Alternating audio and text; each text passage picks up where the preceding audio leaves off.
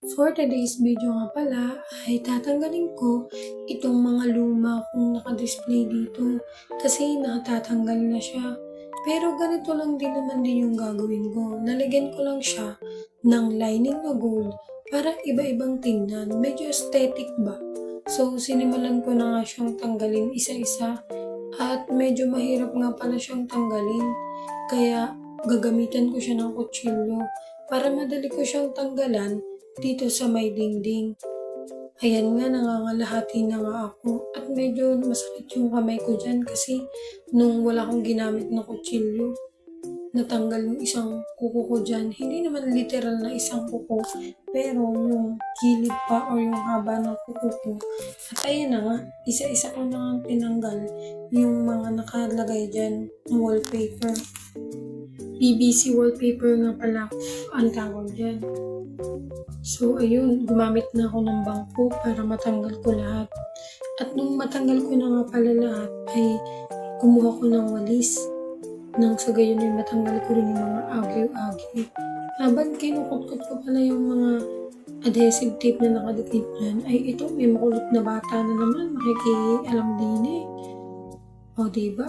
Nagpaikot-ikot na ang bata, itinatabi ko nga siya at baka nga maipit ko habang ako yung nasakay sa may bangko. O, di ba? So, ayan, pinipis-pis ko na nga pala yung dingding kasi may mga agyo-agyo na rin kasi. Medyo matagal-tagal na rin kasi ako bago na nakapaglinis dito. So, ayun, tinabi ko muna nga yung walis at pati yung batang makulit ay pinatabi ko muna nga. Nang sa gayon makapagsimula na ako. Ito nga pala yung in-order ko sa Shopee. Yung gold lining at saka yung pangdikit. Bostik yata yung tawag doon o bosnik. Ewan ko lang, hindi ko matandaan kung ano ang tawag doon. So ayun na nga, nadidiyan ako sa gilid habang inaasikaso ko yung mga didikitan ko.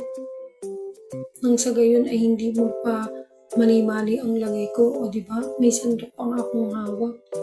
At nang sisimulan ko na ang dikitin ay chinek ko muna yung instruction.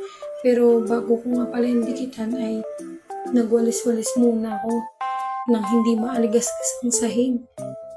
Para mas madali-dali na. Ayoko na maaligasgas ang sahig eh. Ewan ko ba kung ako lang yung ganito. So ayun na nga, sinimulan ko na nga yung pagdidikit dito. Kahit nga may makulit na bata. O diba, patabi-tabi na nga, hindi na maintindihan kung paano gagawin. So, sinimulan ko nga pala ang pagdidikit doon sa may pinakataas ng TV. Naputol na ang ulo ko diyan eh, hindi na ako nakita ng camera.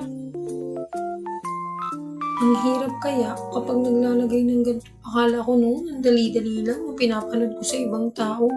Pero nung ako na yung gumagawa, hirap na hirap ako. Hindi ko maintindihan kung gaano katagal ba ako din gumagawa. At ako nga lang naman ang nagawa dahil nga may ginagawa din ang anak ko si Nicole. So ayan, sinimulan ko na nga palang sunod-sunurin ang pagdidikit diyan. Nang sa gayon ay maaga ako makatapos. Day off ko nga pala ito ginagawa kasi may time ako dyan. At nagpatulong na rin pala ako sa anak kong si RJ. At finally, nakakalahati na rin ako ng mga pinagdidikit kong wallpaper. Nakakapagod din pala. Lalo na kapag oras na ng pahinga mo pero kailangan mo pang gawin to. Kasi syempre, tayong mga nanay, hindi naman natatapos ang obligasyon natin sa pagbibigay lang ng kailangan ng mga bata. Lalo na pag nanay ka, gusto mo lagi kahit maliit lang ang bahay mo ay maganda at kaaya-ayang tignan. Hindi lang sa'yo, hindi lang sa ibang tao. Ewan ko kung ako lang yung ganito. Pero nasasatisfy talaga ako kapag maayos at maganda yung bahay namin. Hindi nga pala namin ito bahay. So, ayan na nga. Tinidikit ko na nga ulit yung sa may lower part ng harapan ng TV para buong harap or buong side ng TV na yan ay pare-parehas ang design. Pag nilalagay ko pala yan ay pare-parehas din yung kung ano yung nakalagay sa pinakataas ay yun din yung design sa pinakababa. Kaya nga lang, makikita mo siya, malapitan nga lang.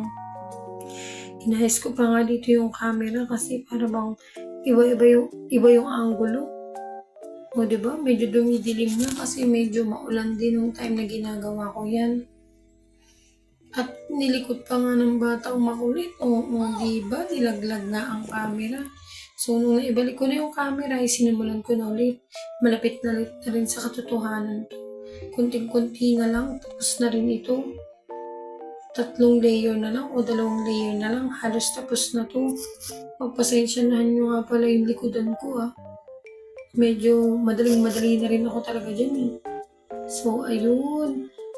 Ay, salamat, konting tiis na lang, malapit na rin matapos. At tignan mo nga naman, paano ko makakatapos? May batang makulit na naman, kung kailang last part na nga ng pagdidikit ay nagkukulit-kulit na nga diyan, diba? Nakakaloka pag may batang malikot kang kasama. Pero nakakatuwa din naman. Siyempre, alam naman natin na ang bata ay mga malalambing. 2 years old nga pala yung si Johan. Kaya medyo kakulitan pa rin talaga niya.